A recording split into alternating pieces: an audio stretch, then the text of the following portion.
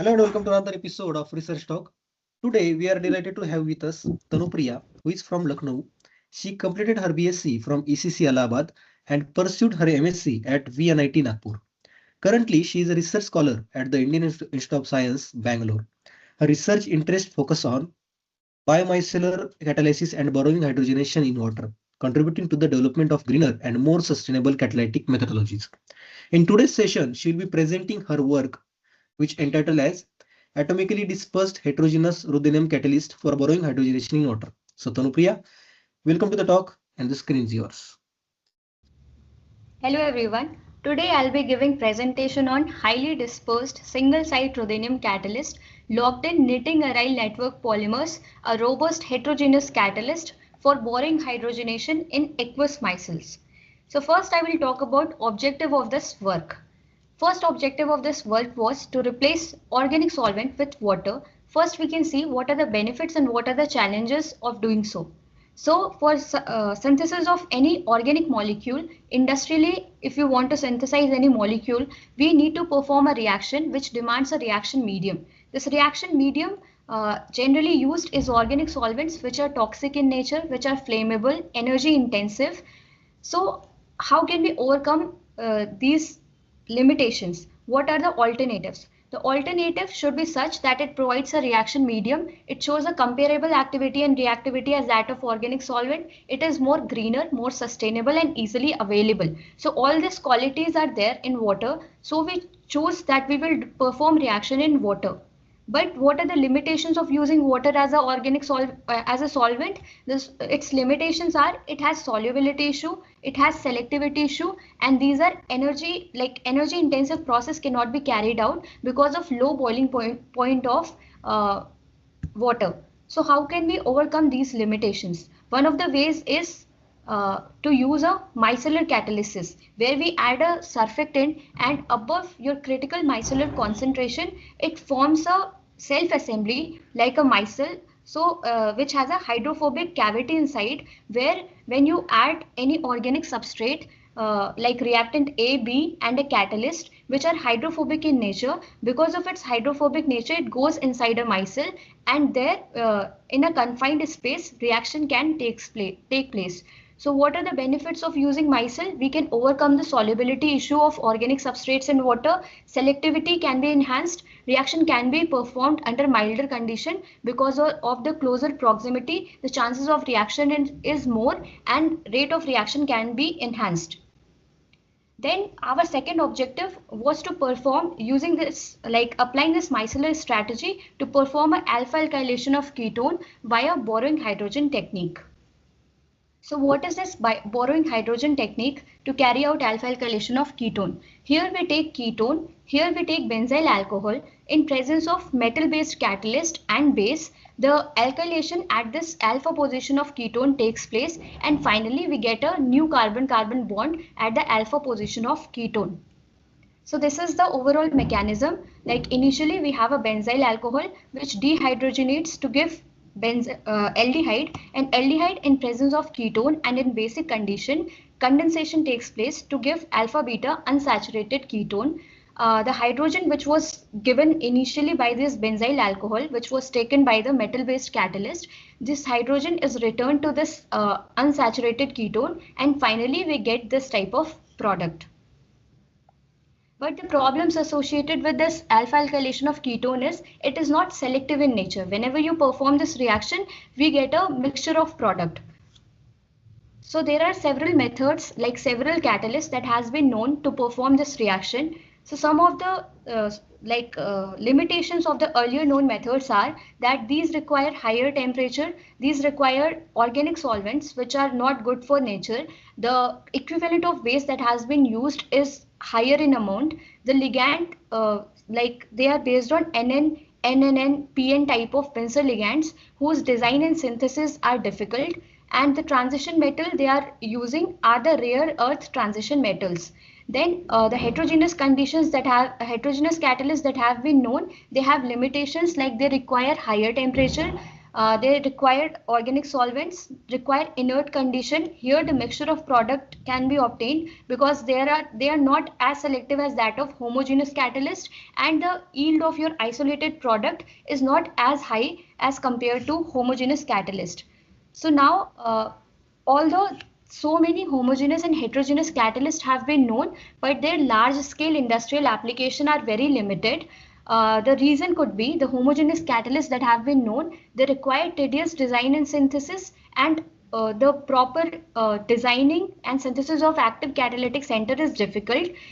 Then they are based on organic solvents, high amount of base is required, and they are non-recyclable. And the heterogeneous that have been known, they require very high temperature, high pressure, selectivity is low, and synthesis is difficult.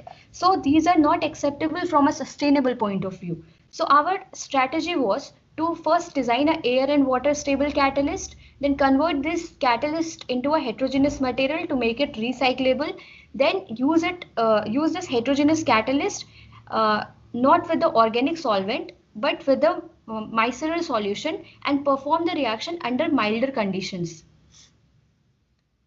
So to overcome the existing problem, first we synthesized a NN type of pincer ligand which was working for this reaction. Then we have to convert this catalyst into a heterogeneous material. So how can we do that?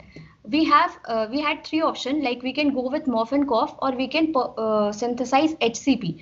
But the limitation of MOF is here the pre-functionalization and post modification is needed.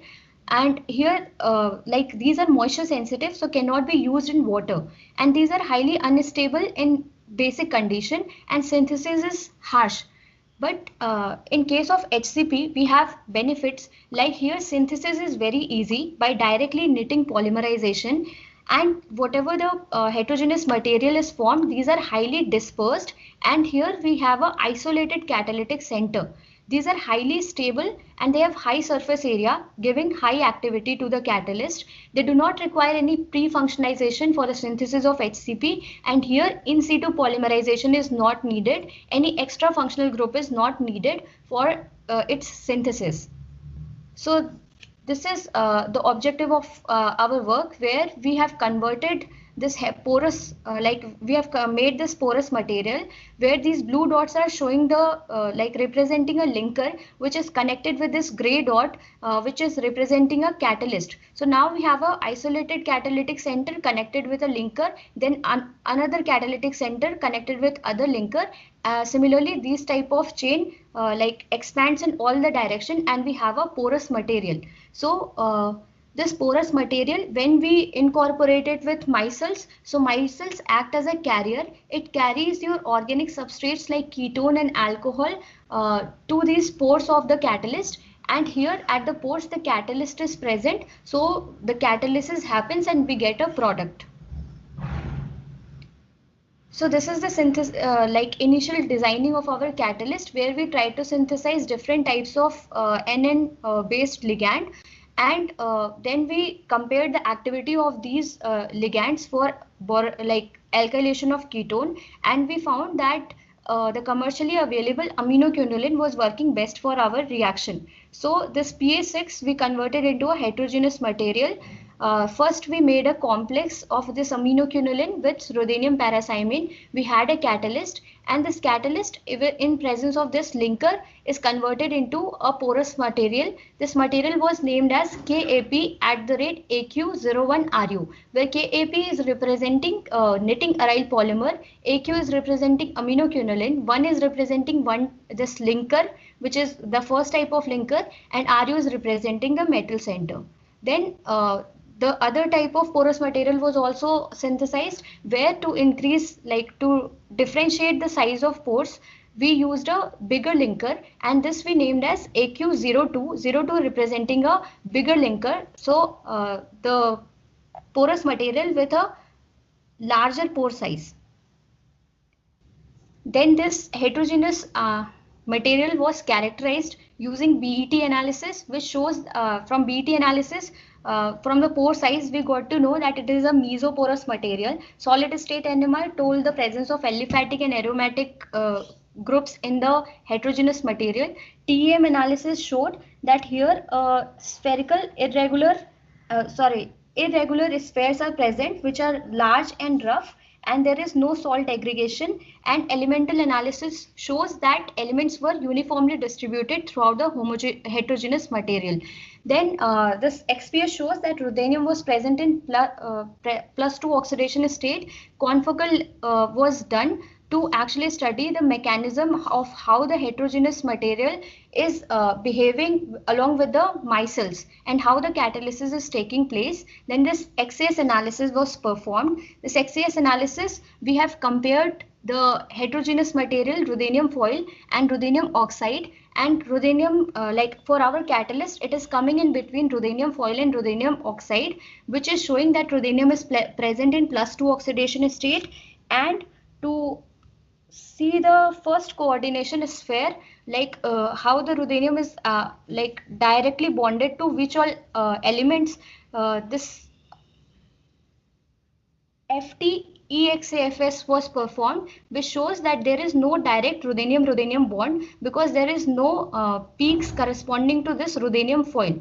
Whereas we are getting peaks for ruthenium oxygen bond and ruthenium carbon and ruthenium nitrogen bond, which shows that ruthenium is directly bonded with these but not with other ruthenium, proving that it is a isolated catalytic center. What is the interesting result of doing this catalysis in micelle, which is a CNSL, instead of doing this reaction in organic solvent? So the difference was when we are using organic solvent with this heterogeneous catalyst, at that time we faced a selectivity issue because it was not following a single type of mechanism. It followed a two, like there are two possible mechanisms. So we got a mixture of products. But in case when we used a aqueous micellar solution with heterogeneous catalyst, we got high selectivity for the desired product. Here only one mechanism was favored over any other mechanism, and we got okay. So this is the mechanistic insight, where in micellar case we only observe the first type of mechanism, whereas when we perform this reaction in organic solvent, in that case we observe the first type of this mechanism as well as the second type of mechanism, which is a base catalyzed cross coupling of alcohol. That's why we were not getting selectivity when we performed reaction in organic solvent. Then these are the substrate scope, where we try to synthesize different types of substrates, and we got like high to decent yield. And to show its practical applicability, we did a synthesis of donepezil drug molecule, which is used for the treatment of Alzheimer patient. Then this is the recyclability test. To show that there is no leaching of our metal, we performed hot filtration test. After 20 minutes, the reaction mixture was taken out and it was filtered, and the filtered solution was kept under similar condition. Now we like monitored the percent conversion of the product with respect to time. Where there is no presence of catalyst, there is no increase in the conversion after 20 minutes, which shows that there is no leaching of any catalyst in from the material. Whereas where the catalyst was present, there the percent conversion increased with respect to time, which shows that in presence of catalyst the reaction was like product formation was increasing with respect to time. Then recyclability test was performed, where we can see that there is no significant change in the activity of catalyst with the different cycles. Then the kinetic study was performed, and there is no significant change in the activation energy of the catalyst, of the fresh catalyst and of the recycled catalyst, which shows that the nature like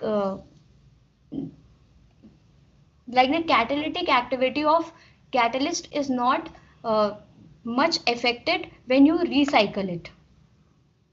So the overall conclusion is that we made boron hydrogen reaction more sustainable by converting a NN based ligand into a heterogeneous material. We made it recyclable. We got high selectivity, high yield, and equivalent activity as that of homogeneous catalyst. We successfully replaced organic solvent with micellar solution, and the reaction was performed at relatively lower temperature with respect to whatever has been reported earlier in case of heterogeneous catalyst, and various substrate scope has been explored and high to decent yield was obtained.